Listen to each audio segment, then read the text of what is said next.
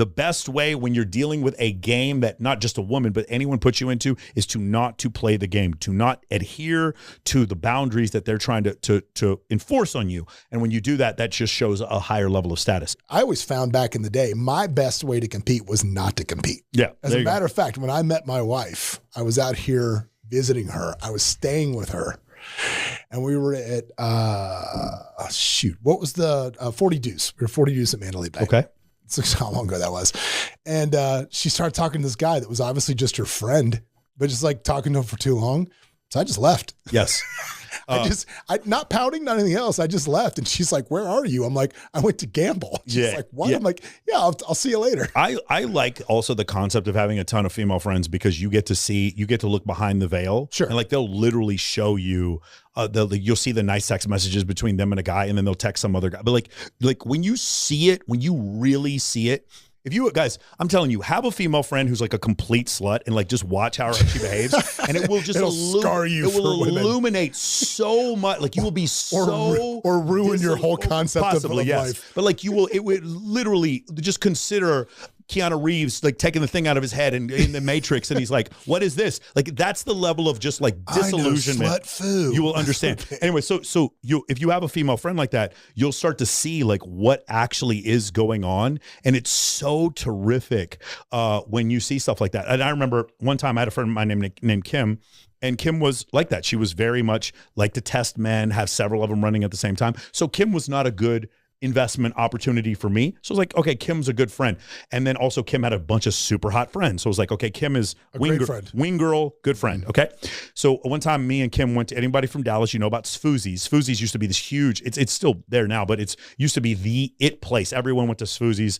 This is back like 2011, whatever. Kim legitimately had 5 guys that she met on dating apps come meet her at Foozies at the same time. And I'm like, I'm going to sit back and watch this. 5 dudes show up. They're all competing for attention. There was one guy at the end of the bar named John. And I remember John was like, all right, cool. John got up and left. And she started dating John and got engaged to John. Yeah. Because John didn't play the game. Not playing the game. The best way when you're dealing with a game that not just a woman, but anyone puts you into is to not to play the game, to not adhere to the boundaries that they're trying to enforce on you. And when you do that, that just shows a higher level of status. But I think even more, it's to just not care.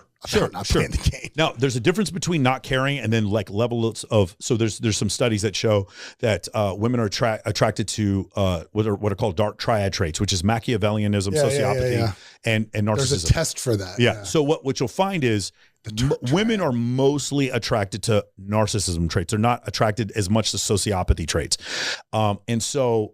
What you'll find is that what you just described, having boundaries, a lot of men see other men with boundaries and confuse though. Again, I'm having a conversation with a girl. She tells me, I can't believe my boyfriend, he's a fucking asshole. He's such a narcissist. She'll throw that word out. And I'm like, I'm always kind of curious. So sometimes I'll go meet the guy and I'll talk to him and he'll be like, yeah, from the day one, I told her I wasn't going to be in a relationship with her. I told her I was going to see other people. I hang out with her sometimes. We have great sex. It's really cool. But I told her if she wants to see other people, she can. And I'm like, that dude's not a narcissist.